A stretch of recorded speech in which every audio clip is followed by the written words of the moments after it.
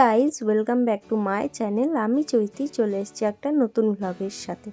আর আজ ছিল সেদিনকে ছিল আর কি কালী পুজোর দিন।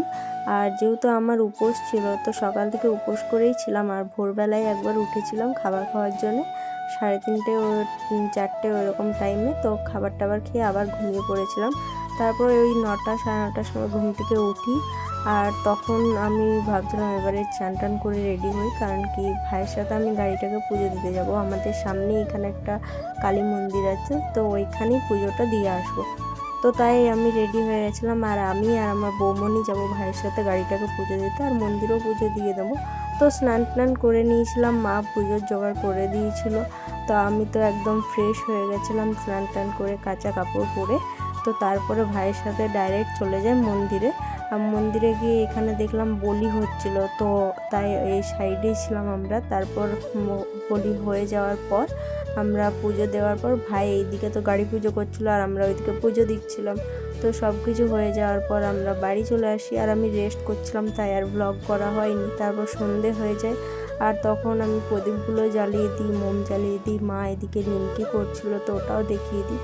দেন তারপরে একটুখানি আলতা পরে নিই, আর আমি নিজেও আলতা পরি, মাকেও আলতা পরে দিই। তো আলতা পরা কমপ্লিট করে আমি রেডি হয়ে যাই, কারণ কি মন্দিরে যাব। আর তখন প্রায় 9:30 ওইরকম কিছু বাজছিল, কারণ কি আমরা লেট করেই মন্দিরে যাব। একেবারে বাড়ি আসবো সেই ভোর 3টে ওইরকম টাইমে, ওই জন্য একেবারেই চলে গেছিলাম মন্দিরে।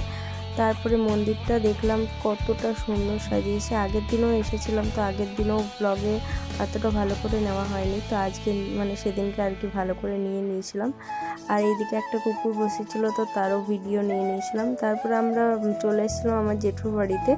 মন্দিরের থেকে সামনেই জেঠুর বাড়ি, তো ওইখানে এসে আমরা ফানুস ওড়াচ্ছিলাম আর ফটো তুলছিলাম, ভিডিও করছিলাম। আর এইদিকে আমাদের ফানুস ওড়াবার পর আমরা আবারও মন্দিরের দিকে চলে যাই। তো মন্দিরে চলে আসি আমি, দিদি, বৌমনি আর মা তো মন্দিরেই ছিল, ভাইও ছিল, দাদাও ছিল। তো আমরা এখানে এসে দেখি পুষ্পাঞ্জলি হচ্ছিল, তো পুষ্পাঞ্জলি এখানে হওয়া কমপ্লিট হয়ে যায়। তারপরে যেহেতু এদিকে আমাদের বলি হয় এখানে, তো বলি তো আমি দেখলাম না, কারণ আমি দেখতেও পারবো না। অন্যবার তাও দেখি, এবারে একদমই দেখতে পারবো না, কারণ অনেকটা খারাপ লাগে বলি দেখতে।